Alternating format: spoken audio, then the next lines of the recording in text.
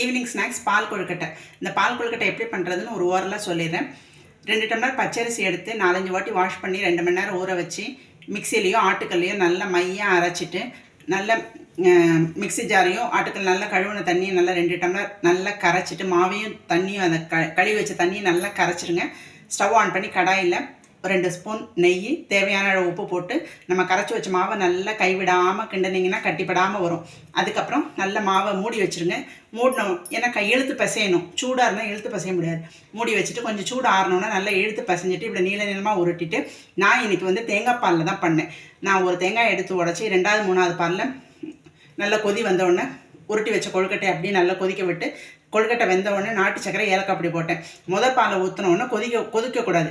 லேசாக அப்படியே வரும்போது நுர வரும்போதே ஆஃப் பண்ணிடணும். ஆஃப் பண்ணினா சுவையான பால் கொழுக்கட்டை ரெடி. இந்த ரெசிபி பிடிச்சிருந்ததுன்னா நீங்களும் இதே மாதிரி செஞ்சு சாப்பிட்டு டேஸ்ட் பண்ணுங்கள். இந்த வீடியோ பிடிச்சா லைக் பண்ணுங்கள், ஷேர் பண்ணுங்கள், சப்ஸ்கிரைப் பண்ணுங்கள். நன்றி.